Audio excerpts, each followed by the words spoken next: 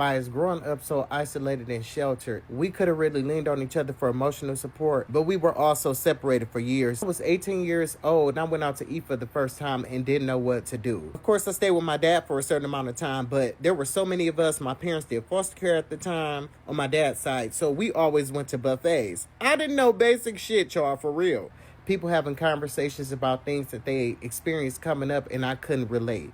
I had friends in school where I felt close to them, but then outside of school, they getting together and I'm not a part of no memory. I always feel like the oddball, you know what I'm saying? I was a heavier, dark-skinned gay boy too, so they weren't the nicest. And then all of a sudden when I lost weight, I'm getting all this attention. Didn't know how to handle that. So I had all of these dating issues. When I had siblings, I could have talked to. I had just gotten really close to my best friend Tori, and he really took me under his wing. Now, I do have siblings on my dad's side, and I'm extremely close with them. But at the time, I only was in the house with my mom's siblings, so it just would have been a different type of support because I would have felt understood. Instead of us having that, we were all at odds because she say something to one, and that person be like, oh, you got my mama fucked up, and it just, oh my God, y'all wouldn't even understand.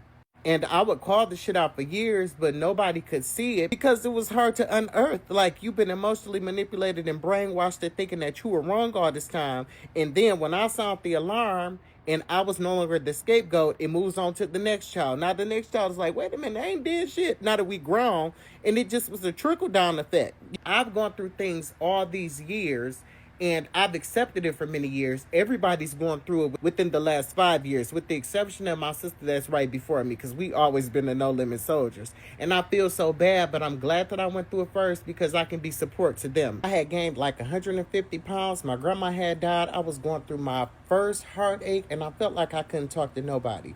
So I had watched Paris is Burning, and I saw where they had, I never talked about this. And I saw where the dude had planned a party and then he had committed suicide. And I thought to myself, oh, that'd be the perfect way to go.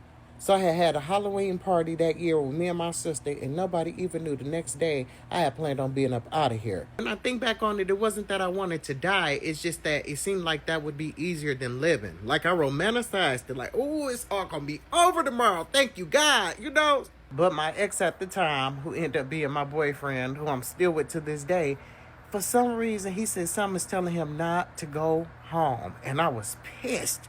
Like, I tried to get him up out my damn house. He would not go home. And I thank God every day for that. Child, that next morning came and he got up and went home. I looked myself in the mirror and I said, it must be a reason I'm still here. Because what the hell? We gonna make a decision to live. Everybody start catching hell. Look at all that I would have been missing out on.